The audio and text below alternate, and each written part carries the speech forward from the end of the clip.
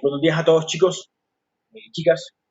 El día de hoy nos corresponde la tercera sesión del curso Lógica y Razonamiento Jurídico, que por supuesto tiene una secuencia con las primera y con la segunda clase, y teniendo en cuenta el contenido programático establecido por la escuela dentro del sílabus de dicha asignatura.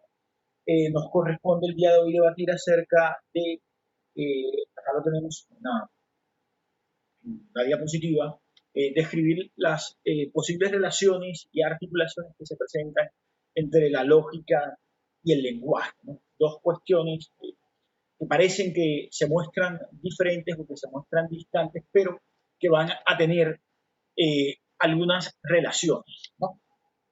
Bien, para cumplir con entonces con el objetivo de describir la relación entre lógica y lenguaje, les propongo que trabajemos un ensayo publicado. Acá lo tengo. Acá tenemos, repito, el objetivo, la relación entre lógica y lenguaje dentro de la primera unidad, que son los fundamentos teóricos de la lógica. Este es el trabajo que vamos a debatir el día de hoy. Eh, Está en castellano también. Entre la lógica, el conocimiento y el lenguaje, publicado por un profesor colombiano, Kenneth Moreno, que consta, por supuesto, de una rigurosidad científica y sobre todo una vasta y amplia revisión bibliográfica sobre el tema. El texto puede ser encontrado, acá les dejo la revista Universitas Filosófica, el número 43, de la página 99 a la 122, publicado en dicha revista en Bogotá en el año de 2004, en diciembre.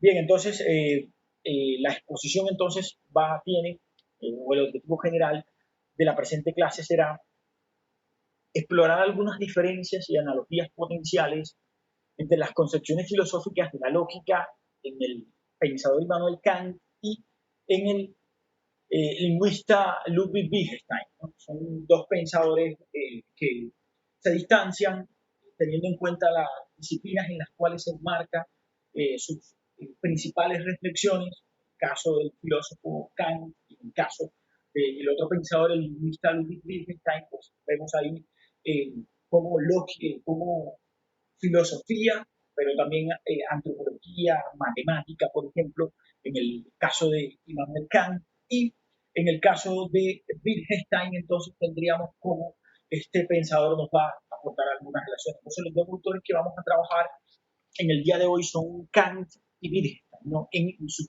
cuerpos teóricos y en sus reflexiones analíticas y filosóficas es posible encontrar las relaciones y articulaciones entre lógica y lenguaje, ¿no? Entonces, ese sería nuestro primer objetivo específico. En primer lugar, entonces, exploraremos la concepción kantiana de la lógica.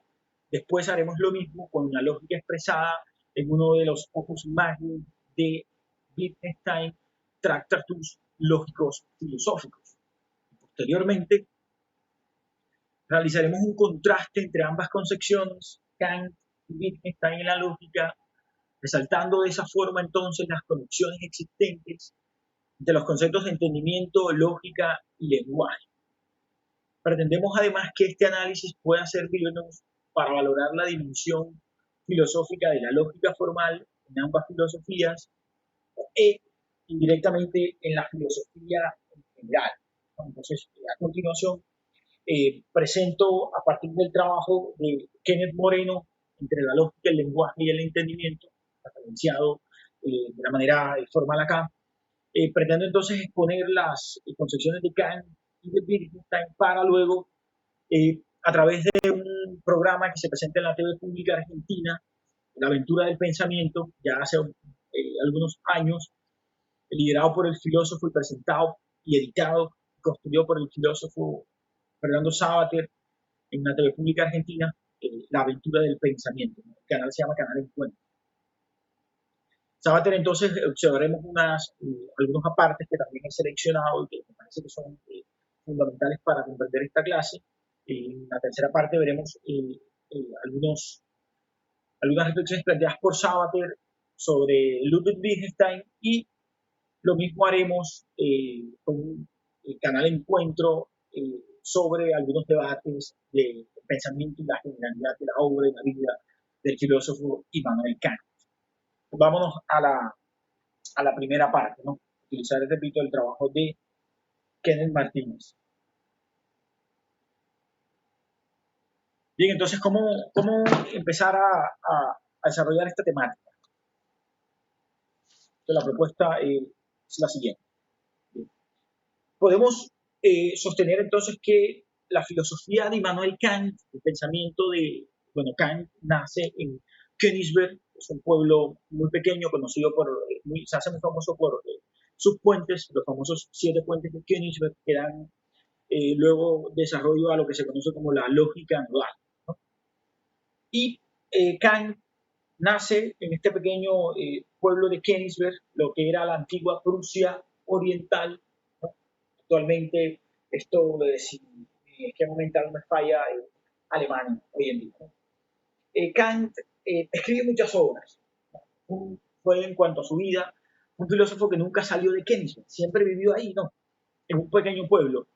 Pero a pesar de que Kant nunca sale de su lugar de nacimiento, escribe una filosofía, y aquí podemos empezar a caracterizar la filosofía de Kant, esto no sirve para la discusión, va a ser una filosofía universal, va a ser una filosofía con una vocación universalista. ¿En qué consiste la categoría de la universalidad? ¿En qué radica o cuál es la idea de la universalidad? La idea de la universalidad consiste en que las categorías expuestas por la filosofía o en que las categorías y las nociones expuestas por diferentes pensadores tienen una vocación de trascender hacia el mundo, ¿no? En ese sentido, entonces, podemos sostener que el pensamiento de Immanuel Kant no estaba solamente establecido como una filosofía que trataba de pensar su tiempo, ¿no? Lo universal, entonces, ojo, trasciende el tiempo, pero también trasciende el espacio, dos conceptos de la lógica, ¿no? Ya estamos hablando de lógica. Trasciende el tiempo en la medida en que no es un pensamiento plasmado o desarrollado para resolver los problemas de su época. Es decir, no es algo transitorio, sino que tiene la vocación de eternidad, no tiene la vocación de perdurar. Y las obras de Kant fueron escritas un poco antes de la Revolución Francesa. Vastas obras escribió el filósofo Immanuel Kant, ya hago referencia a ellas. Pero la universalidad, así como trasciende la figura del tiempo, también trasciende la figura del espacio, del lugar. Es decir, le estaba mencionando, la filosofía del genio de Königsberg, como es llamado, no era solamente hecha para resolver los problemas de su pueblo o de su provincia, como la queramos llamar Königsberg, sino que estaba hecho de universalidad, trasciende el espacio, ¿no? Pero trasciende el tiempo también en la medida en que es una filosofía que no está hecha solamente para resolver entonces los conflictos y los dilemas filosóficos que se presentaron en el marco de la Revolución Francesa antes y después en el marco de lo que era el idealismo alemán. Mencionamos la clase pasada, la clase segunda, que el idealismo alemán es un movimiento filosófico alemán que cobija a algunos autores como Hegel, del cual estuvimos hablando, en su concepto de lógica, ¿no? Hegel, por ejemplo, recordemos que decía que la lógica era la ciencia de la idea pura. Kant también hace parte de ese movimiento, por supuesto. Estos dos filósofos hay una diferencia abismal entre sus formas de comprender el mundo y entre sus formas de hacer filosofía. Bien, trasciende entonces tiempo y espacio. Aquí podemos plantear la reflexión o la idea según la cual la trascendencia del tiempo y del espacio y la vocación de universalidad entonces llevaba a que con la filosofía de Kant, con la filosofía trascendental de Immanuel Kant, es posible no solamente pensar el año 19 y el año 20 en Europa occidental, específicamente en la Prusia oriental, por ejemplo, sino que también nos sirve para pensar, por ejemplo, los otros continentes como América, ¿no? Un discurso local pasa a convertirse, una historia local pasa a convertirse en un diseño global. Hay un trabajo de el semiólogo y lingüista argentino Walter Mignolo, con doble U, Walter Mignolo, como lo pronuncian algunos, donde Mignolo expresa que estos discursos locales pasan a convertirse en diseños globales, ¿no? Como a partir entonces de el desarrollo de una filosofía particular se describe el mundo, se describe la totalidad, la individualidad describiendo la totalidad o la individualidad describiendo la universalidad. Bien, Kant, como lo había mencionado, escribe un sinnúmero de trabajos, ¿no? Escribe, por ejemplo, la fundamentación a la metafísica de las costumbres, un trabajo en el cual Kant se planteaba la pregunta acerca de la fundamentación de la moral. ¿Es posible lograr una fundamentación universal, abstracta, neutral y objetiva de la moral? Y para eso Kant, la fundamentación de la metafísica de las costumbres, en otros trabajos, plantea la idea del imperativo categórico, que tiene una conexión de una u otra manera con el relato bíblico, con la idea de actúa del imperativo categórico que plasma Kant y que postula que si utilizamos este imperativo categórico, con él podemos formular, ojo, una moral de carácter universal y por ende formular reglas universales en el derecho. Recordemos que Kant era un jurista. Por ejemplo, Kant en sus últimos trabajos, uno de sus trabajos es La paz perpetua, en donde desarrolla la idea de un Estado universal o de, si se quiere de una u otra forma, un Estado global.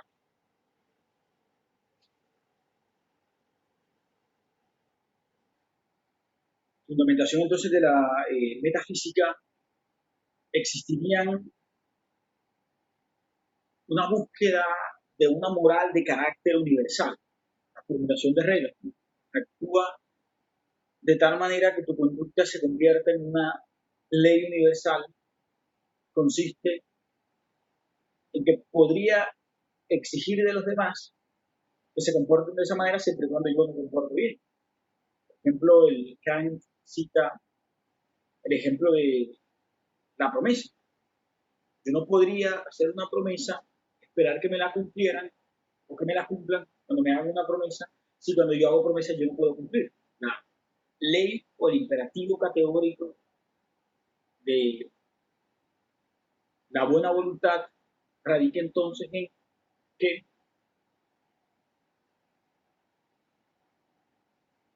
solo puedo esperar que los demás actúen de buena manera y cumplan con la promesa cuando yo efectivamente cumplo con ese tipo de promesa, ¿no? En otros trabajos como la crítica de la razón pura, la crítica del juicio y la crítica de la razón práctica, las tres grandes obras del filósofo de Kant, Kant hace los cuestionamientos acerca de qué puedo pensar, qué puedo hacer y qué puedo saber. Esa podría ser una, por supuesto, ligera y digestible, ¿no? Sobre todo, definición del pensamiento de este importantísimo y gran filósofo occidental. Bien, habíamos dicho entonces que Kant tiene una concepción legalista de la naturaleza humana, una concepción legalista, una concepción rígida, una concepción de la filosofía y de la naturaleza de la existencia humana atada a reglas, ¿no? Atada a unos condicionamientos que son los presupuestos necesarios, o son las condiciones de posibilidad para que el sujeto pueda pensar, para que el sujeto se vuelva, dice este filósofo, otro de los conceptos importantísimos, un sujeto trascendental. El sujeto trascendental es aquel que tiene la capacidad de pensar el objeto, sujeto, pensar el objeto, a partir de unas categorías abstractas, donde la lógica entra como esa disciplina que nos dice cuáles son esas categorías abstractas para poder pensar los objetos. Algunas de esas categorías de la lógica kantiana son el tiempo y el espacio. El tiempo y el espacio son entonces categorías necesarias para pensar los objetos, los objetos. Entonces, ese es el sujeto trascendental kantiano. Sujeto trascendental. Pero además de la separación, además de el establecimiento de categorías. El sujeto trascendental tiene categorías. Todos, sin saberlo, incorporamos esas categorías para pensar el derecho, para pensar, por ejemplo, un problema sobre el aborto, la eutanasia en Colombia. Pensamos en el tiempo, 2020, las circunstancias en las cuales ese tiempo nos envuelve, pandemia, virtualidad, ausencia del otro, etcétera, etcétera. Pero también pensamos a partir de un espacio que funciona consciente e inconscientemente en nosotros, un espacio llamado el territorio colombiano, y ahí ubicamos la Corte Constitucional Colombiana dentro de ese espacio como la institución competente y autorizada por la Constitución y por las normas jurídicas colombianas para resolver problemas relacionados con asuntos de derechos fundamentales, como se ventilan en los casos del aborto y la eutanasia. Categorías. Pero además de eso, Kant sostenía que además de las categorías era necesario una división del conocimiento. Categorías, tiempo, espacio, pensadas por el sujeto trascendental, que es el sujeto que piensa el conocimiento, categorías primero, y dos, una división. Esta división me interesa mucho resaltarla porque está inserta en el corazón del estudio de la lógica en Kant, y es lo que este filósofo en la crítica de la razón pura, pero también de una u otra forma en la fundamentación de la metafísica de las costumbres, va a llamar la ilusión trascendental.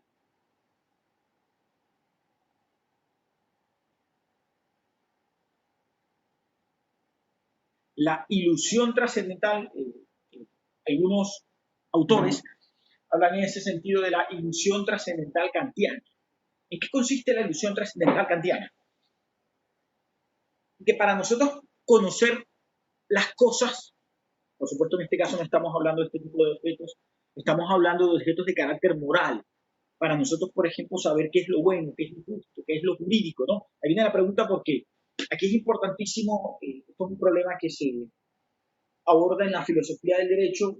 Kelsen, Hans Kelsen, gran pensador austriaco, Kelsen toma de la filosofía kantiana, de hecho su padre filosófico, como lo sostiene Luis Villar Bordas, un gran profesor colombiano de la Universidad Externado, uno de los primeros receptores de la obra de Hans Kelsen en Colombia y en América Latina. Luis Villar Bordas, el padre filosófico, la fuente filosófica de Kelsen fue Immanuel Kant. Esta operación que estoy tratando de explicar de la ilusión trascendental kantiana es tomada de Kelsen por Kant para Kelsen lograr definir qué es la validez del derecho, es decir, cómo podemos saber qué es el derecho. La pregunta por la validez, un problema propio de la filosofía del derecho, ¿no? La ilusión trascendental kantiana entonces consiste en dividir el conocimiento entre el ser y el deber ser. Ojo, entre el ser y el deber ser.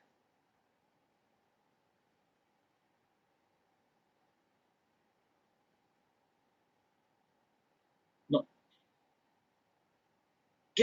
Kant y Kelsen, siguiendo a Kant, van a sostener que si esta división del conocimiento no se hace entre el ser y el deber ser, entonces no va a ser posible acercarnos a los objetos como el derecho o a los objetos como la moral. Por ejemplo, en el ámbito del ser se encuentra, decía Kant, es la realidad misma. Esta realidad es estudiada por diversas disciplinas como la psicología. La psicología estudia lo que el hombre hace, ¿no? Mientras que, ojo, el deber ser, la otra porción del conocimiento, no se encarga de lo que sucede en la realidad, ¿no? Porque lo que sucede en la realidad es un problema o es un asunto que tiene que ver con cuestiones relacionadas, por ejemplo, con la psicología o, si se quiere, con la sociología. Mientras que aquellos asuntos relacionados con el deber ser, como por ejemplo cuando nos preguntamos acerca de lo bueno, de lo malo, de lo justo, de lo legal, de lo ilegal, de lo constitucional o de lo inconstitucional, por supuesto ya son un problema de la realidad, decía Kelsen. Eso es un problema que tiene que ver con el ámbito de la moral, con el ámbito de cómo una norma jurídica le dice al ciudadano que se debe comportar. Por ende es necesario que cuando el sujeto piense las cosas no solamente incorpore categorías como tiempo y espacio, sino que incorpore la división llamada por el filósofo Kant como ilusión trascendental. Separe el ser del deber ser. El ser, el deber ser, Entonces, es un asunto que es estudiado por el derecho, es un asunto que es estudiado por la ética, por la moral, ¿no? Bien, este tipo de divisiones, como se pueden dar cuenta, resultan estas dos cuestiones entonces de las categorías de la ilusión trascendental, nos llevarían precisamente al establecimiento de un sujeto con la capacidad de pensar esos objetos y al mismo tiempo de poder incorporar en su conciencia una serie de reglas propias de la ciencia, reglas propias de la disciplina, ¿no? Cuando hablamos entonces de una condición de posibilidad, cuando hablamos más bien de lo trascendental, acuñado por Kant, podemos sostener que un conocimiento es trascendental cuando es conocimiento, no sobre los objetos, sino sobre la forma a priori por medio de la cual los objetos son conocidos. Es decir, a Kant no le interesa conocer el objeto, conocer el derecho, conocer la ciencia, conocer la psicología, conocer la moral, conocer la ética. A Kant le interesa, y esto es lo trascendental, cómo el sujeto piensa los objetos de manera general, cómo nosotros pensamos las cosas, ¿no? Eso tiene que ver con lo trascendental, ¿no? Es un conocimiento indispensable sin el cual ningún otro conocimiento es críticamente posible. Yo no puedo conocer el derecho si no sé primero cómo el sujeto piensa los objetos de manera general. Sería más o menos uno de los postulados de la filosofía trascendental kantiana. De esta manera, lo trascendental en Kant tiene que ver con la posibilidad de lo científico en general, las reglas abstractas con las cuales el sujeto conoce el conocimiento. Sostener que la lógica formal es trascendental en el sistema kantiano es una manera resumida de decir que sin ella todo pensar de objetos es imposible, en la medida en que ésta regula la actividad del entendimiento mismo en general. Ludwig Wittgenstein, por su parte, en el Tractatus Lógicos Filosóficos, se ocupa de la lógica en cuanto a un papel similar, en cuanto a un papel muy cercano a este, ¿no? Ella también es condición de posibilidad, por supuesto, para poseer un lenguaje que tenga sentido y que, por supuesto, sea universal y general.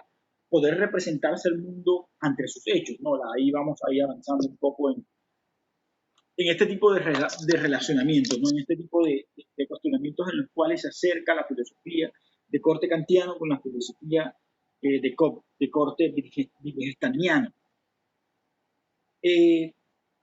Como lo habíamos dicho, este tipo de concepción hace necesario hacer énfasis en diversos aspectos muy importantes de la concepción de la lógica. El primer aspecto es su naturaleza puramente formal. El segundo, el hecho evidente.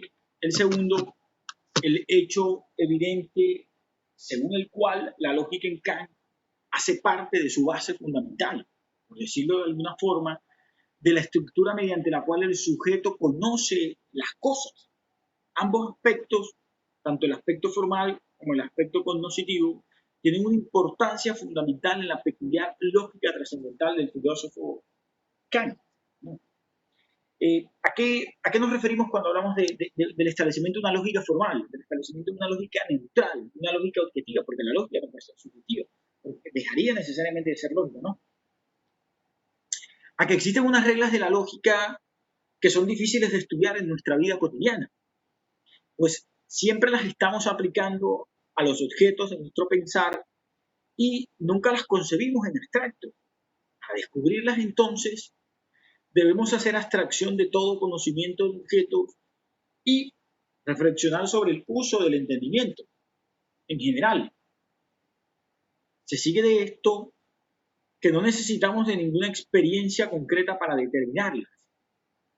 Aún más, la experiencia es un obstáculo muy grande, la experiencia es un obstáculo demasiado grande, podríamos decir, que considerarlas como estas deben ser establecidas en abstracto, es decir, en referencia entonces a ningún objeto, a ninguna cosa que queramos conocer, más que a las meras reglas del simple conocimiento.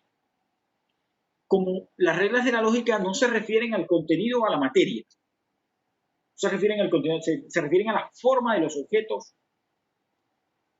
del pensamiento, no queda más que considerar que estas reglas se aplican solo a la forma del entendimiento en general, más no, por supuesto, a la materia, ¿no? El acerto kantiano sobre la formalidad de la lógica se encuentra en el corazón de la oposición kantiana, una tesis propia del racionalismo, ¿no? De su tiempo y el elevado papel otorgado a la lógica en la adquisición del conocimiento. Leibniz, que fue uno de los pensadores del cual estuvimos hablando, por ejemplo, postula la existencia de una lógica material del descubrimiento de las verdades. Leibniz hizo algo que vale la pena recordar y que fue uno de los grandes antecedentes del primer código civil del BGB alemán que luego importa a Napoleón en 1804. Leibniz hace unos cálculos legales y él dice, bueno, si nosotros tenemos una norma que regula la propiedad, ¿cuántas posibilidades puede cobijar ese caso? Entonces Leibniz, a partir del conjunto de posibilidades que cobija una norma, estableció un texto, ¿no? Que fue su tesis o su disertación doctoral y que más adelante sirve de fundamento para hacer el BGB o el Código Civil alemán, que posteriormente, repito, le sirve de fundamento a Napoleón. Es necesario notar que este código no tenía interpretación, no tenía métodos de interpretación, fue Carl Savigny quien más adelante lo desarrolla. Bien, llegados a este punto vamos entonces a escuchar unos minutos la intervención de Fernando Savater sobre unos lineamientos muy generales de la filosofía kantiana que nos sirven como presupuestos necesarios para comprender la lógica en tanto sujeto trascendental, en tanto categorías y en tanto la ilusión trascendental, división entre el ser y el deber ser. Vamos entonces a ver este pequeño video unos minutos y luego ya continuamos acá con la exposición. Immanuel Kant nació en Königsberg, en la Prusia Oriental, en 1724. Su filosofía representa la síntesis superadora de las corrientes empirista y racionalista que atraviesan la Edad Moderna. Entendió que la filosofía debía responder a tres preguntas básicas. ¿Qué puedo conocer? ¿Qué debo hacer? ¿Qué me es permitido esperar? Consideró que la metafísica es imposible como saber, pero irrenunciable como inquietud. De lectura difícil y a menudo árida, su obra no ha perdido vigencia y sigue siendo hoy ineludible para quien quiera avanzar en la reflexión filosófica.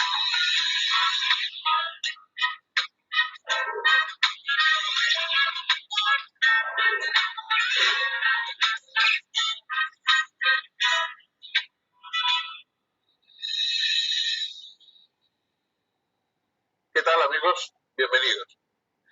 En la historia de la filosofía hay personajes originales, pensadores de vida extraña, gente que se ha salido de todos los cánones académicos o incluso sociales, pero también hay el caso contrario, el caso de una especie de profesor de filosofía prototipo. Immanuel Kant es el primer nombre que viene a la boca cuando uno piensa en el filósofo de oficio, un profesor de universidad que dedicó toda su vida a la docencia, que no tuvo ningún incidente ni ningún acontecimiento digno de mención, que vivió siempre en el mismo lugar, la pequeña localidad de Königsberg, en la Prusia Oriental, hoy es Rusia. Nunca se movió de su ciudad. Allí llevó a cabo una vida ordinaria. Se dice que los ciudadanos de Königsberg ponían su reloj en horas que deberían pasar en su paseo de todas las tardes al profesor Kant, que era de lo más rutinario y de lo más ordenado y disciplinado posible. Y sin embargo, la obra que escribió ya muy tardía, porque su gran obra, La Crítica de la Razón Pura, la escribe con 60 años, con más de 60 años. Sin embargo, la obra que escribió es una obra profundamente revolucionaria en el terreno del pensamiento. Es imposible, digamos, pensar lo mismo después de Kant que antes de Kant. A pesar de su aspecto poco original y poco estruendoso, Kant fue un gran ilustrado. Perteneció al siglo de la Ilustración, siglo XVIII, y él mismo se preguntó y estudió qué podía querer decir ser ilustrado. La Ilustración para él es que los seres humanos salgan de su minoría de edad, de esa especie de minoría de edad en la que han estado tutelados por dioses, por autoridades, por grandes maestros. Dice Kant que el lema de la Ilustración es sapere aude, atrévete a saber. Atrévete a saber por ti mismo. Piensa por ti mismo sin el peso de todos los grandes maestros del tiempo. ¿Cuáles son las conclusiones a las que se llega cuando ese pensamiento no tiene más trabas que las que la razón puede encontrar en sus límites? Esta fue la gran revolución hecha por un hombre convencional y aparentemente nada revolucionario.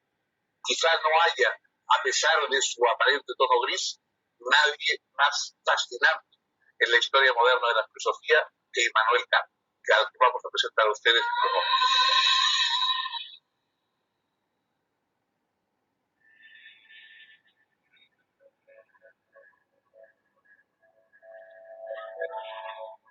Immanuel Kant era de origen humilde. Su padre fue talabartero y solo con enorme sacrificio pudo afrontar los gastos de la educación de su hijo. Pero Immanuel mostró enormes condiciones intelectuales y no tardó en encontrar benefactores que le permitieran continuar sus estudios en los niveles superiores. Estudió lógica, metafísica, ciencias naturales, geografía y teología en la Universidad de Königsberg.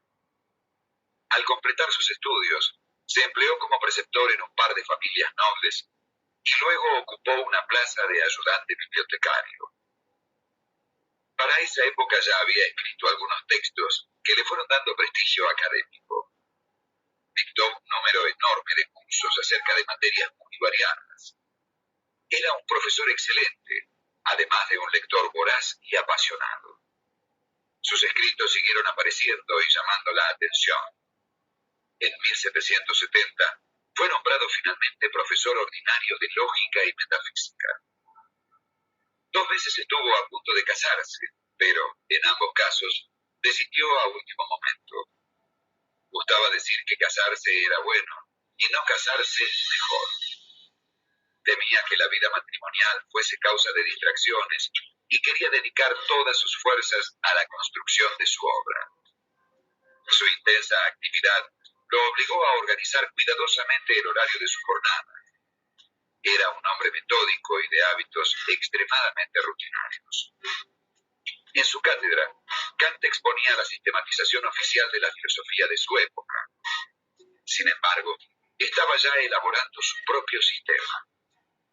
Cuando comenzó creyó que la redacción le insumiría unos 3 meses, pero trabajó en ello durante 11 años.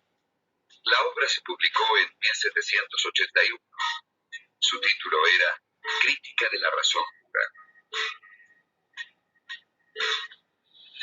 Uno de los temas más debatidos en la filosofía a partir del comienzo de la modernidad es el si recibimos todo lo que sabemos, todo lo que podemos conocer, lo recibimos por medio de nuestros sentidos, o hay algún elemento innato en nosotros, hay algún elemento, digamos, que esté antes, previo a la aportación de los sentidos. Este ha sido el gran tema de debate. Los empiristas más o menos anglosajones, como Locke, Hume, etc., optaban radicalmente por que todo nos venía por datos de la experiencia. Una línea como la de Leibniz, etcétera, pues sostenía que el entendimiento era previo, de alguna forma, a todos los datos y los sentidos. Bueno, Kant establece a lo largo de su crítica de la razón pura un análisis magistral de la relación entre lo que recibimos por medio de los sentidos y lo que aportamos nosotros como estructura de ese material recibido por medio de los sentidos. Es decir, nosotros tenemos ya una organización mental, una organización de nuestras capacidades de comprensión que son alimentadas por lo que recibimos de los datos de los sentidos, pero esos datos tienen que configurarse de acuerdo con las condiciones de nuestra forma de conocer. Es verdad que no conocemos nada sin que los sentidos nos proporcionen datos experimentales, pero es verdad que esos datos experimentales reciben y se configuran de acuerdo con la propia organización de nuestra forma de conocer, que no tiene por qué ser exactamente la única posible.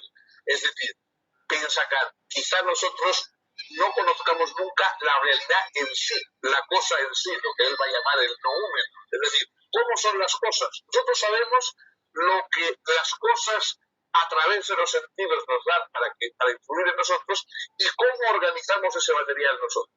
Eso es lo que llamamos conocimiento. Conocimiento es la mezcla entre lo que dan los sentidos y lo que da nuestra estructura de conocimiento. Eso es lo que nosotros podemos saber. Más allá están las cosas que quizá pues, puedan ser vistas por una divinidad o por alguien por el estilo. Nosotros solo podemos ver lo que nuestros sentidos nos dejan. Lo mismo que hay sonidos o que hay luces que los humanos no podemos percibir, perro puede percibir ultrasonidos que no podemos percibir nosotros, etc.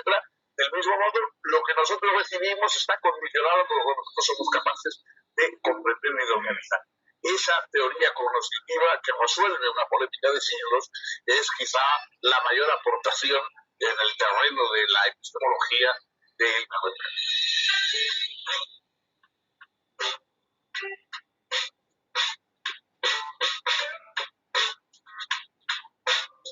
En la crítica de la razón pura, Kant investigó si era posible y cómo el conocimiento matemático, físico y metafísico, en tanto conocimiento con pretensión de universalidad y necesidad. Según él, no debemos considerar el conocimiento desde sus objetos, sino inversamente los respectivos objetos desde las condiciones que hacen posible nuestro conocimiento de ellos. Kant llamó a esa inversión giro copernicano, por analogía con el audaz gesto de Nicolás Copérnico que, en vez de considerar que el Sol giraba en torno a la Tierra, pensó a ésta girando alrededor del Sol. Realizar este giro copernicano me permite darme cuenta de que los objetos no son realidades independientes de mí. De hecho, la percepción de un objeto no es una recepción pasiva, sino una actividad. Podemos ver entonces varias cosas en esta primera exposición del profesor Sabater. Lo primero sea que la incorporación de otro tipo de elementos a la lógica, además de las categorías y de la idea de ilusión trascendental, es que Kant considera que hay una regla del conocimiento de la lógica que nos postularía que no podemos conocer la totalidad del mundo. Hay unos límites a la razón. En comparación, por ejemplo, con Hegel, Hegel consideraba que era posible conocer la totalidad. La totalidad de lo real, decía Hegel, como podemos saber la totalidad de lo real, la razón, como es una razón, como un saber absoluto, el ser humano entonces podría conocer la totalidad del conocimiento, podría, por ejemplo, conocer a Dios y al alma, ¿no? Kant parte de unas reglas diferentes. En Kant no es posible conocer la totalidad. Y viene aquí la tercera regla, además de las categorías de la ilusión trascendental, y que tiene que ver con que el conocimiento estaría dividido en lo que Kant llama el noumeno y el fenómeno. El fenómeno es aquello que mis sentidos pueden capturar, es aquel tipo de conocimiento que podemos saber. El fenómeno es el conocimiento que yo puedo acceder, es el saber al cual yo puedo acceder. El noumeno es aquello que no puedo conocer. Yo no puedo conocer la cosa en sí, que es el noumeno. El en sí es el noumeno. ¿Qué significa esto?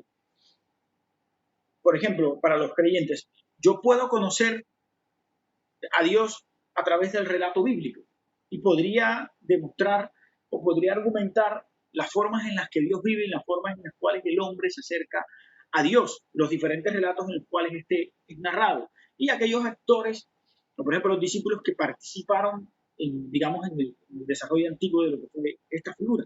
Sin embargo, no podría demostrar la existencia de Dios en sí, porque el conocimiento y la razón están limitados para el filósofo Immanuel Kant. Entonces, otra de las reglas de la lógica es tener claro que el conocimiento no es absoluto. No podemos conocer la totalidad del conocimiento. Podemos acceder a una parte de ella que es el fenómeno. El sujeto trascendental, el sujeto que piensa la cosa, solamente puede conocer el fenómeno, pero no puede conocer el número, la cosa en sí.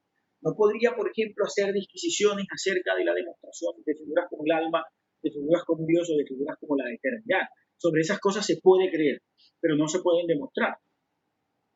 Aunque también habría que reconocer que Kant partía de la existencia de Dios como un presupuesto epistemológico del conocimiento, ¿no? Sigamos viendo acá el video para anotar e identificar otros elementos más de la lógica que son muy importantes. El objeto es constituido por el sujeto como cierta unidad sintética de muchas percepciones.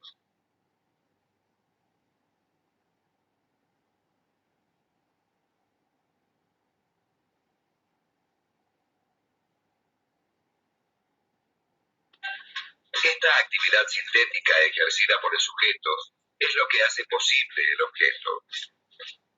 El objeto es constituido, pues, por el sujeto a partir de los datos de la intuición sensible. Pero solo en cuanto a objeto, no en cuanto a la cosa que sea en sí.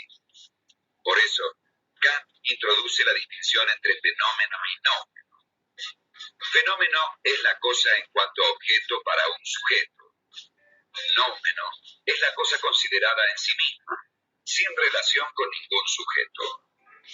Solo lo que es fenómeno puede ser objeto de conocimiento científico. Ahora bien, los presuntos objetos de la metafísica, el alma, el mundo y Dios, no son fenómenos de nuestra experiencia, puesto que no se apoyan en intuición sensible alguna. La metafísica, pues, carece de cientificidad, supone un uso inadecuado de la razón e implica razonamientos sofísticos. Pero las ideas metafísicas no surgen, sin embargo, arbitraria o caprichosamente, sino que se originan en la estructura misma de la razón, según Kant. La razón tiende siempre a subordinar cada condición a una condición más general y tiende así a establecer sintéticamente una condición incondicionada, por horror al progreso al infinito. Esta ilusión trascendental no cesa jamás, pues es natural e inevitable. De tal modo, nunca podremos conocer los presuntos objetos de la metafísica, pero tampoco podremos dejar de preguntarnos acerca de ellos. La metafísica, según Kant, es imposible como ciencia, pero es ineludible como tendencia inherente al hombre.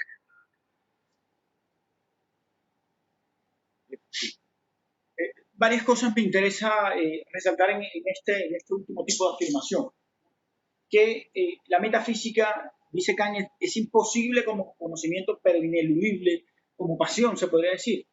Es decir, no podemos demostrar, según este filósofo, la existencia de Dios en sí. Sin embargo, no por eso vamos a dejar de creer en Él ni de buscar su conocimiento, ¿no? Es muy imposible que hay que buscar. Por supuesto, esto en la filosofía de Kant. ¿Cómo podemos ir concretizando este punto del concepto de lógica en Kant para pasar al segundo pensador, a Ludwig Wittgenstein? Y es que la lógica en Kant hace parte o es la estructura cognoscente del sujeto. Es aquel conjunto, la lógica en Kant es el conjunto de categorías. Es el conjunto de estas categorías están cargadas en él. Estas anotaciones están cargadas ya en la plataforma virtual para que ustedes tengan acceso ahí y puedan profundizar, por supuesto, más en detalle. Importantísima asignatura. Tiene que ver con la estructura consciente del sujeto, es decir, con el conjunto de categorías que nosotros tenemos en nuestra conciencia para poder acercarnos a nuestros objetos y para poder debatir acerca de ellos. Entonces, la lógica, abordada con el adjetivo jurídico, la lógica jurídica, entonces son ese conjunto de estructuras mentales que transitan de manera inconsciente y que podemos develarlas en nosotros para lograr hablar de conceptos como el Estado, conceptos como el derecho, conceptos como los derechos, como los tribunales, como la interpretación y otras cuestiones. La lógica entonces como parte estructural cognoscente del sujeto nos lleva a otro aspecto que vale la pena resaltar y es el de la propia, cuál es la naturaleza de estas reglas, porque estas categorías, el tiempo, el espacio, la dimensión trascendental, el nómeno y el fenómeno, ¿cuál es su naturaleza jurídica? Dice el filósofo Kant que las reglas de la lógica son las reglas que rigen el uso del entendimiento en general, sin consideraciones materiales de objetos. En ese sentido, la lógica es vista como la ciencia de las leyes necesarias del pensamiento, sin las cuales no podríamos conocer las cosas. Son necesarias, mas no contingentes. Las palabras de Kant: la lógica debe mostrar las solas condiciones bajo las cuales debe y puede ponerse de acuerdo el entendimiento consigo mismo. Su concepción es psicológica en tanto que para él la lógica es la ciencia de las leyes necesarias del entendimiento. Pero esto no quiere decir que haya un vínculo entre psicología empírica y lógica, por supuesto, como lo podemos ver claramente en el video. Sigamos aquí escuchando al profesor Sábato.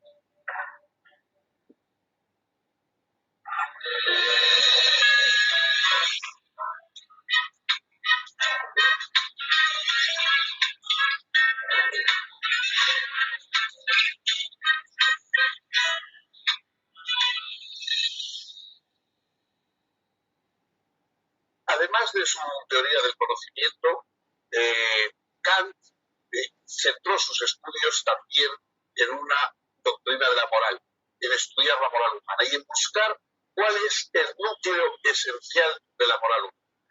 La moral está relacionada con la acción, con la actividad. Nosotros no somos dueños de todas las consecuencias de nuestras acciones. Es decir, estamos viendo permanentemente que hacemos cosas cuyos resultados son opuestos o por lo menos diferentes a lo que habíamos buscado. Entonces, eso nos puede inhibir, decir, bueno, ¿para qué voy a intentar yo realizar tal o cual cosa si luego sus resultados van a ser muy distintos? Kant piensa que lo practical... Nótese acá, también vale la pena explicarlo, nótese que en la división del ser y el deber ser, ¿no? La lógica es cómo funcionan las cosas. Kant decía, a pesar de que la moral versa sobre cuestiones de lo bueno y lo malo, si nosotros traemos las reglas de la lógica para estudiar la moral, podemos universalizar la moral, es decir, podemos tener claridad acerca de qué estamos hablando. Es por eso, en ese sentido, que la moral kantiana va a tener unas reglas propias de la lógica, como la universalidad, la neutralidad y la objetividad. Pero esto se logra a partir de una operación en la cual se extrapolan o se traen el conocimiento de la lógica al derecho, a la moral y al derecho también, de la lógica jurídica, ¿no? Esto, por supuesto, desgarra, aunque la clase pasada habíamos hablado algo sobre esto destruye un poco la parte humana del sujeto, despoja al sujeto de su humanidad, porque entonces la realidad debe ser entendida a través de fórmulas matemáticas o a través de fórmulas lógicas. Se hace necesario entonces que en el análisis y en el estudio de la lógica no se pierda esa vocación de humanidad. Esto es fundamental. Lo verdaderamente moral de cada uno de nosotros es la buena voluntad. Lo único que nosotros no podemos renunciar es a tener buena voluntad. Es decir, si yo actúo con buena voluntad, sean cuales sean las consecuencias, nadie me puede reprochar moralmente nada. Pero ¿en qué se basa la buena voluntad moral? Toda la moral está formada por imperativos, es decir, por orden. Hay que hacer esto, hay que hacer aquello, hay que evitar aquello o hay que no hacer aquello otro. Estos imperativos están en toda nuestra vida. Constantemente estamos dándonos órdenes, digamos, a nosotros mismos de acuerdo con lo que queremos hacer. Hay imperativos, digamos, condicionales, es decir, de acuerdo a algún proyecto, a algún objetivo que tenemos. Si yo quiero coger un avión que sale muy temprano, debo levantarme temprano. Entonces, el imperativo es que debo levantarme temprano si quiero tomar ese avión. Si no, no hace falta que me levante. Lo verdaderamente moral serían unos imperativos que no estuvieran condicionados por nada más que porque somos seres humanos. Que nuestra condición humana condicionase, obligase a determinados imperativos. Y este imperativo, entonces, que todos deberíamos asumir solo por ser humanos, es decir, por ser racionales, Kant lo expresa de varias maneras, pero el conjunto, el centro, es que cada uno de nosotros actúe de acuerdo con una máxima que pueda desear que se convierta en ley universal para todos. Es decir, que si yo voy a actuar de un modo, pueda decir, ojalá todo el mundo puesto en estas condiciones actuase de esta misma manera que voy a actuar. ¿Qué quiere decir eso? Que así obtendremos que todos somos fines, que todos somos objetivos y no simplemente instrumentos en manos de otros. Si yo, cuando voy a hablar a alguien, digo la verdad, puedo decir tranquilamente, deseo que todos los seres humanos en estas condiciones digan la verdad. Si miento, no puedo convertirme en principio en ley universal, porque yo no quiero que me mientan a mí. Yo deseo mentir para obtener una ventaja, pero no deseo que los demás puestos en esas circunstancias me mientan, porque si no el lenguaje sería imposible. Eso no se puede convertir entonces en la mentira, no puede ser base de moralidad, porque es imposible convertirla en ley universal, a diferencia de la verdad que sí puede ser. Y así ocurre con todos los demás principios. El principio verdaderamente moral es aquel que puede convertirse, que yo puedo desear que sea un principio, una ley universal para todos los demás. Y en ese sentido, los seres humanos nos reunimos en ser fines unos para otros, en estar todos en el mundo igual de los fines y no ser ninguno instrumento, herramienta en manos de los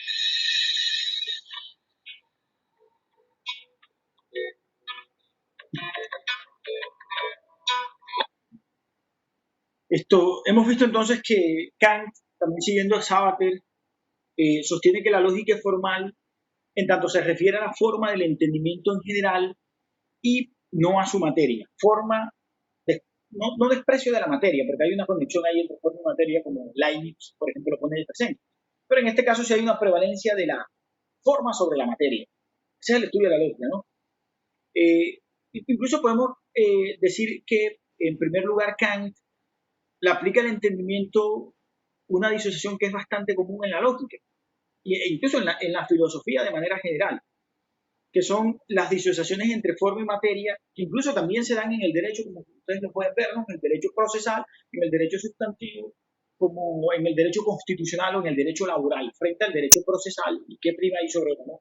La regla general o universal en el derecho es que prevalece lo sustantivo sobre lo procedimental. En la lógica prevalece la forma sobre la materia. Al extrapolar lógica del derecho, ojo, el cuestionamiento entonces de qué prevalece, de si la forma y la materia, ahí hay un debate que es bastante interesante. La prevalencia absoluta y total de la forma sobre la materia trae a un asunto de debate moral, un debate constitucional que vamos a estar tocando, ¿no? Esto entonces nos podría llevar a afirmar la tesis de las preguntas acerca de qué es la materia del entendimiento, pero también qué es la forma, ¿no? ¿Qué es la forma y a qué nos referimos cuando hablamos de materia y de entendimiento en el conocimiento? Para Kant pienso que pueden haber dos facultades de conocer. Ojo con una la sensibilidad y la otra el entendimiento.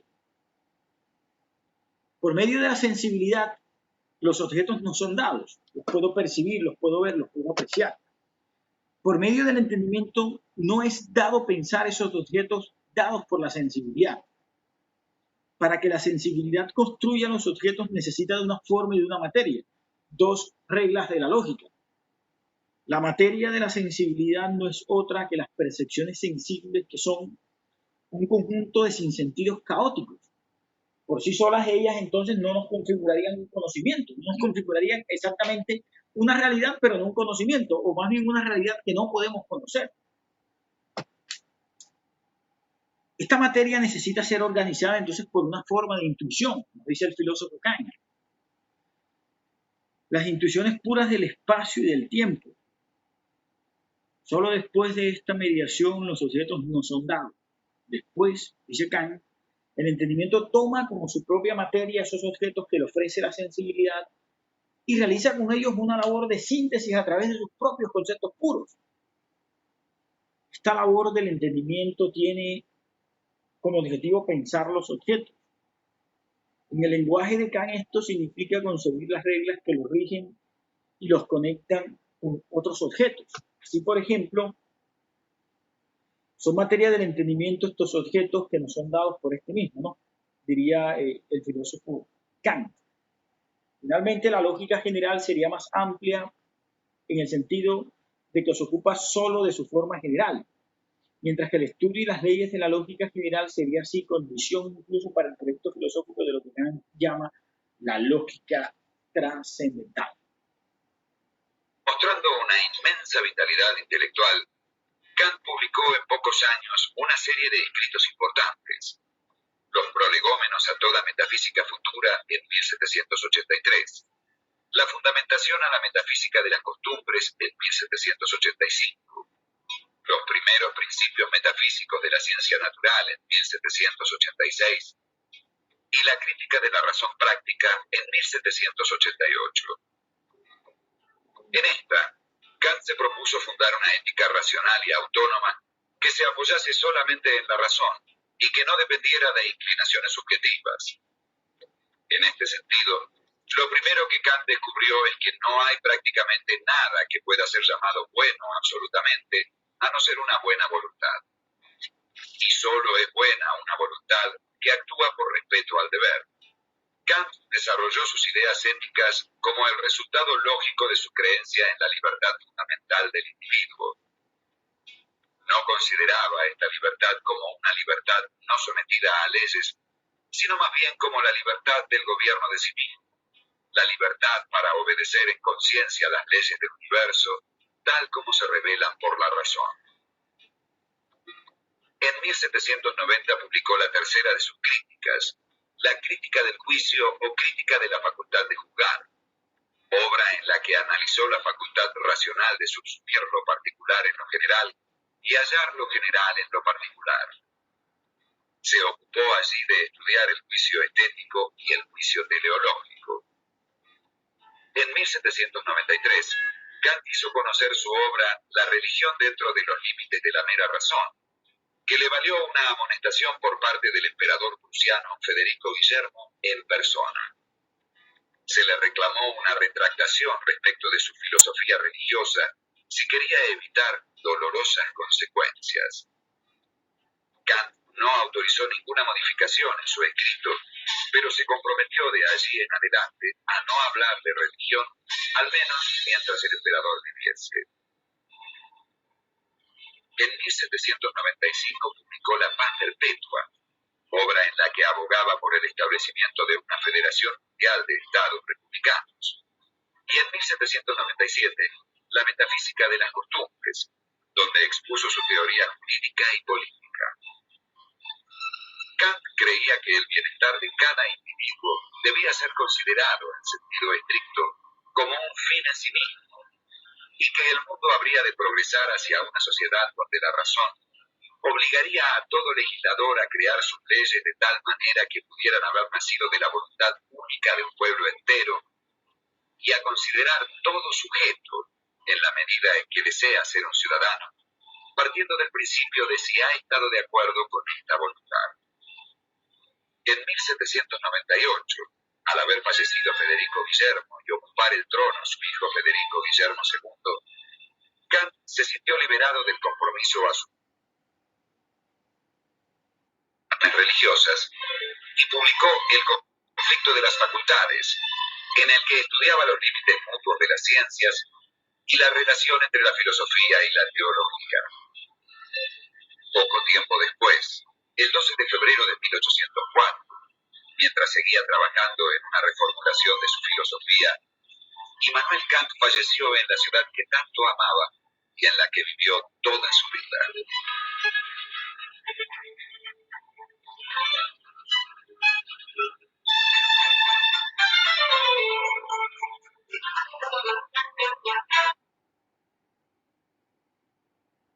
Con esto podemos entonces terminar la exposición acerca del filósofo Kant, concluyendo entonces que la lógica en Kant tiene que ver con la estructura cognoscente del sujeto, con aquel conjunto de categorías que son necesarias para pensar los objetos. Estas categorías fundamentalmente son las categorías de tiempo y espacio, la ilusión trascendental que consiste en separar el ser del deber ser, lo que es de lo que debe ser, las categorías de lo general y lo particular y los conceptos del númeno y el fenómeno, ¿no?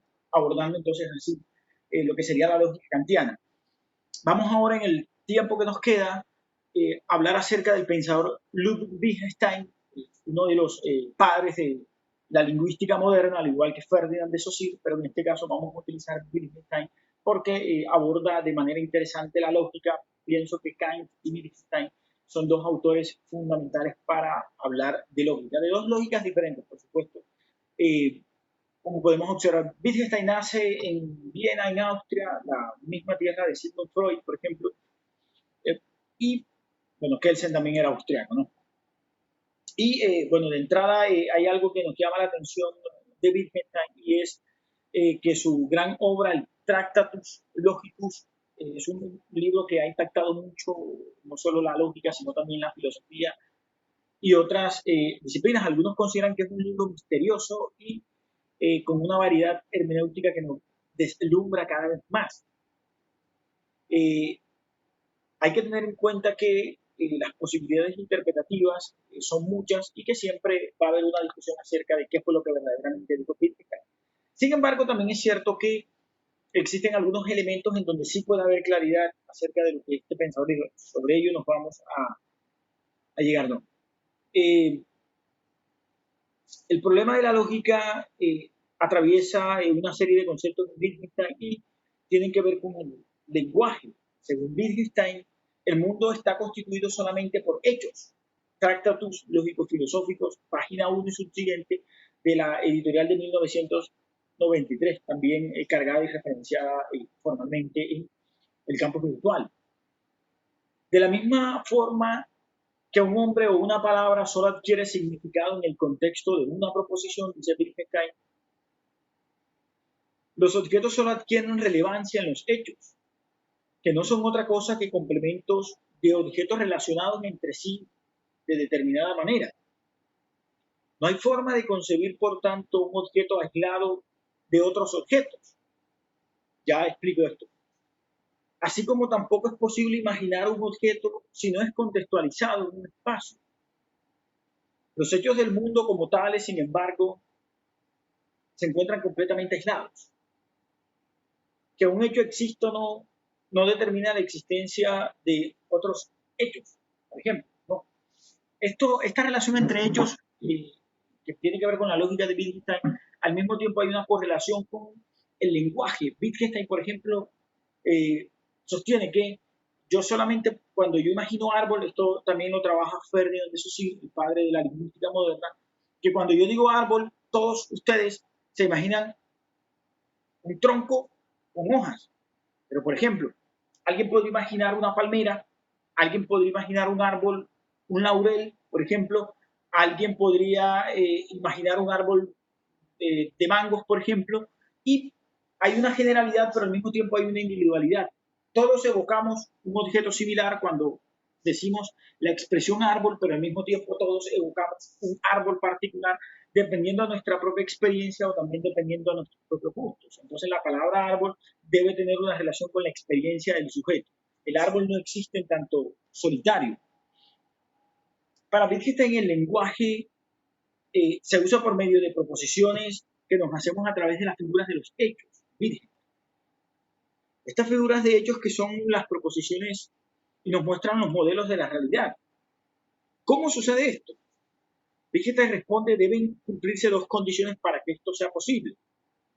Para llegar a la primera condición partimos de la premisa según la cual los nombres que ocurren en la proposición se encuentran reemplazados a los objetos en el hecho.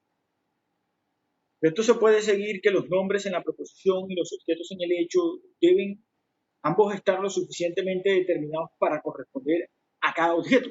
Veamos unos minutos cómo nos los explica Sábato.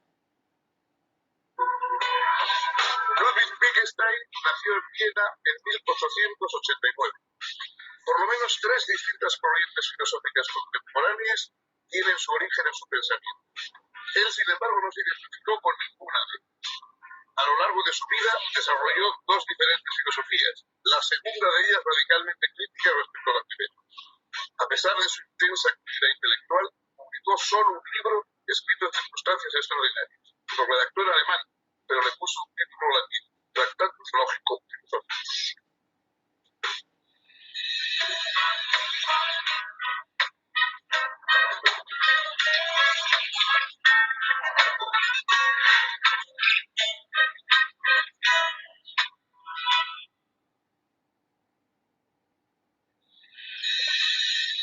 ¿Qué tal, amigas, amigos? Bienvenidos. Hoy vamos a hablar de un filósofo, de uno de los, sin duda, los más influyentes, dos, tres más influyentes de todo el siglo XX, que a la vez fue una persona singular, un personaje de novela, realmente, y en sentido literal, puesto que ha habido autores que han tomado a Ludwig Wittgenstein como protagonista de historias, de novelas, realmente fue un personaje fascinante, podría decirse.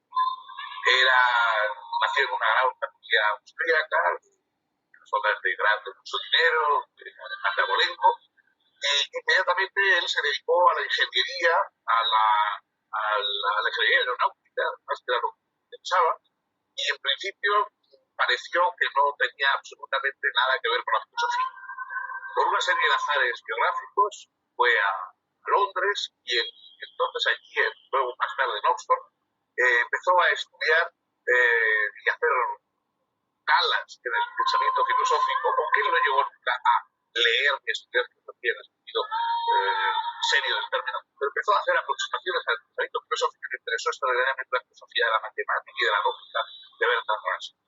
Y cierto día se presentó a Russell y le dijo, mire, ¿a usted le parece que soy idiota? Se quedó un poco sorprendido y dice, bueno, dice, yo le voy a hago usted examen, hágame las preguntas. Si usted piensa que yo soy idiota, me dedico a ingeniería aeronáutica. Pero si piensa que no soy idiota del todo, voy a intentar hacer filosofía.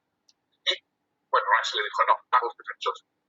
Entonces, él escribió su única obra, el Tratatus Lógico-Filosóficos, que es digamos, una obra singularísima dentro de la historia de la filosofía.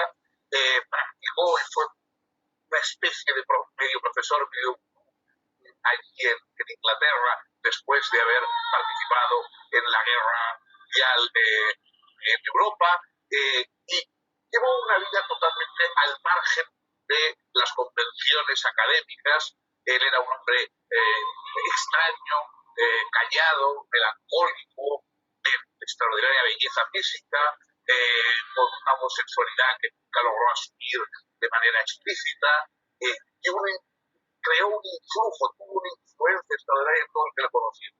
Todos los que lo conocieron dicen que, bueno, que leer sus libros, leer su obra no era nada, que el asunto era conocerle a él, estar en contacto con un personaje carismático, una obra sumamente singular, no fácil, pero enormemente influyente en el pensamiento anglosajón y, bueno, yo creo que es muy europeo y americano del siglo pasado. Si continúa con nosotros, vamos a ver la vida, la obra, el crecimiento de A pesar de las múltiples diferencias, hay una similitud que es fundamental, es una gran similitud, ¿no? Y es que tanto en la concepción de la lógica de Wittgenstein como en la concepción de la lógica de Kant, es condición la lógica de posibilidad para el conocimiento. En el caso de Kant, condiciona el empleo a priori del entendimiento, incluso cuando éste se encuentra aislado de la misma experiencia. Y en el caso de Wittgenstein, la lógica actúa como condición de posibilidad no del conocimiento, sino del lenguaje. En Wittgenstein y en Kant hay una similitud porque la lógica es condición de posibilidad, pero en Kant, ahí viene la diferencia, es condición de posibilidad para el conocimiento. En Wittgenstein es condición de posibilidad para el lenguaje, ¿no? Eso es una gran similitud, ¿no? La lógica actúa entonces en Wittgenstein como condición de posibilidad del lenguaje con sentido y de la configuración de la totalidad del mundo representable por este lenguaje.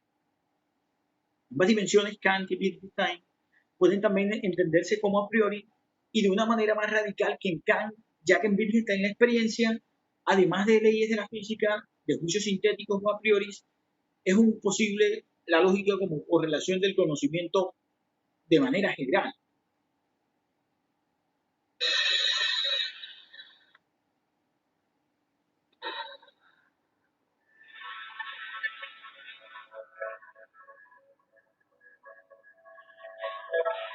Ludwig Wittgenstein fue el menor de 8 hijos de una rica familia austríaca de ascendencia judía.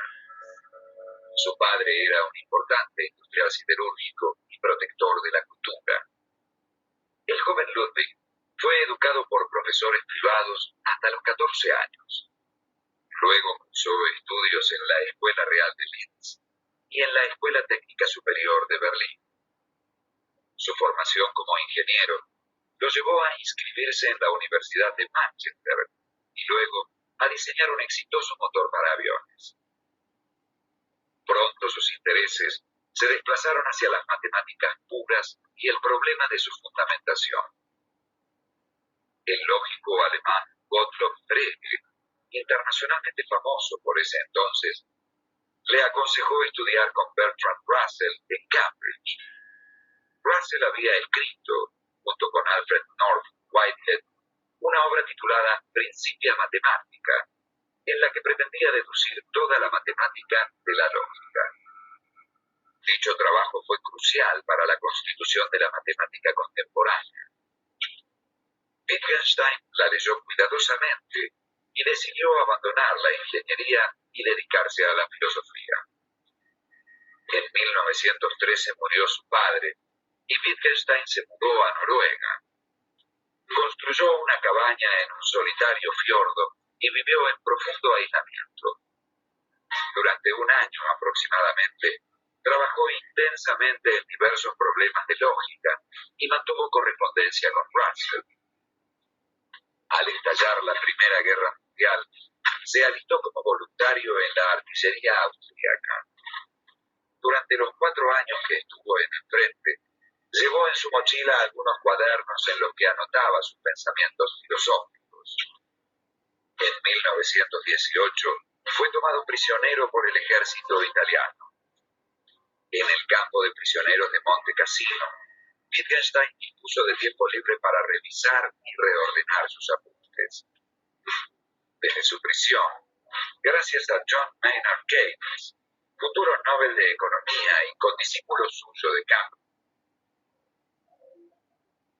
Cambridge, logró hacerle llegar una copia a Russell. El manuscrito se titulaba Tractatus Lógico-Filosóficos. Wittgenstein fue liberado en 1919. En Viena, renunció a su parte de la herencia paterna en favor de sus hermanos. Se encontró con Russell en Holanda y discutió con él su trabajo línea por línea. Ciertas diferencias entre las perspectivas de uno y otro se hicieron cada vez más evidentes. El Tractatus Lógico-Filosóficos fue publicado en alemán en 1921. Un año después, Russell lo hizo publicar en Inglaterra con una introducción para facilitar la edición del libro. Wittgenstein no aprobaba la introducción de Russell, convencido de que mostraba incomprensión de aspectos centrales de su trabajo. Wittgenstein y Russell se distanciaron definitivamente. El Tractatus no está dividido en capítulos, sino en una serie de enunciados, algunos de ellos brevísimos, ordenados numéricamente según su importancia. Este ordenamiento gira alrededor de 7 tesis. La primera afirma que el mundo es todo lo que sucede. La segunda tesis introduce la noción de hecho atómico y lo define como combinación de entidades. De tal modo, una cosa cualquiera solo puede ser pensada a partir de los hechos atómicos en que puede entrar.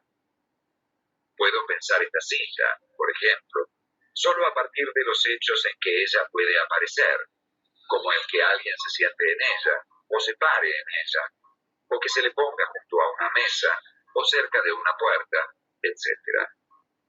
Así, no podemos pensar ningún objeto fuera de la posibilidad de su conexión con otros. La tercera tesis define el pensamiento como figura lógica de los hechos. Wittgenstein afirma, en consecuencia, que lo que es pensable es también posible. La cuarta tesis enfatiza la relación entre pensamiento y lenguaje. Señala Wittgenstein que la mayoría de las cuestiones filosóficas no son falsas, sino que simplemente carecen de sentido. Para demostrar esto, Wittgenstein introduce una serie de precisiones respecto del simbolismo lógico. Es aquí donde el famoso proyecto de Russell de presentar un edificio deductivo de la lógica y la matemática es radicalmente criticado. Y es en el curso de tal crítica que Wittgenstein despliega su original concepción del simbolismo y de la lógica misma. En particular, uno de los aportes del Tractatus más celebrados para el ámbito del simbolismo lógico es su propuesta de las tablas de verdad. En la quinta tesis se introduce la noción de proposición elemental, Y en la sexta, se analiza la forma general de las funciones de verdad y de las proposiciones. Es a la luz de estos desarrollos que el Tractatus expone su afirmación más polémica. Los límites de mi lenguaje significan los límites de mi mundo.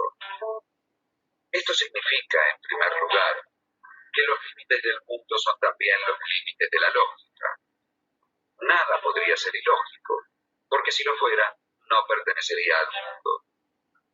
En segundo lugar, que el mundo es mi mundo, de modo tal que yo soy mi mundo.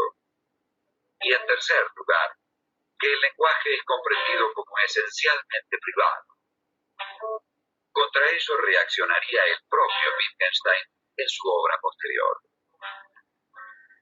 Además de ocuparse de los problemas del simbolismo lógico y de refutar breve y sistemáticamente el proyecto de los Principia Mathematica, el Tractatus intenta describir la estructura del lenguaje proposicional. Nótese que en este punto la lógica de Wittgenstein está relacionada con el lenguaje, bajo la frase que acabamos de escuchar de que los límites del lenguaje son los límites del mundo. Solo aquello que puedo verbalizar, solo aquello que puedo expresar es aquello que existe.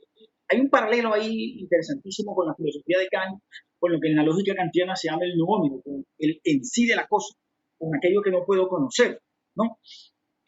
La forma lógica entonces de como núcleo del lenguaje, el lenguaje como lógica o la lógica como lenguaje, no se debe entender como una estructura fija que permite conectar el lenguaje y el mundo, sino como la propia actividad del lenguaje que le da sentido al mundo.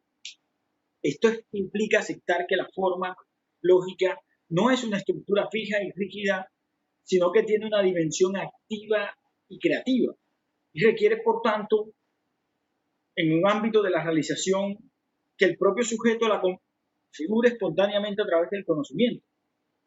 El sujeto y la lógica entonces van conectados al igual que el lenguaje, como se puede ver de obvias maneras.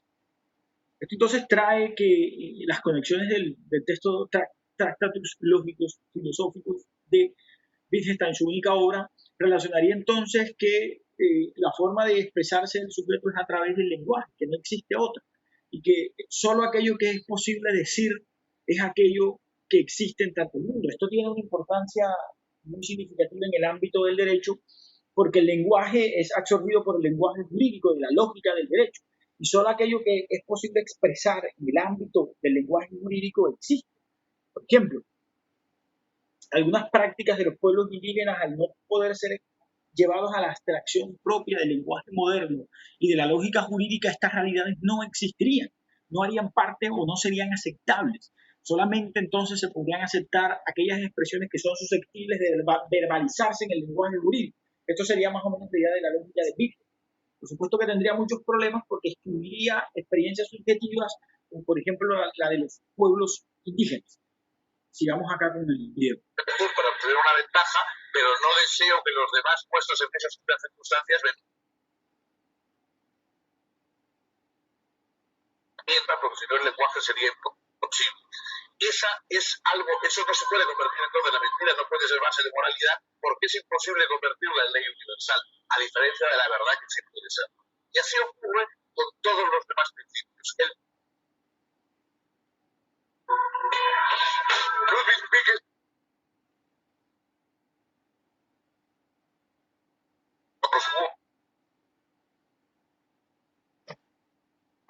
hubo un debate de lo más animado, porque Wittgenstein era precisamente muy respetuoso con sus mayores, discutía con ellos como si hubieran sido gente de la calle.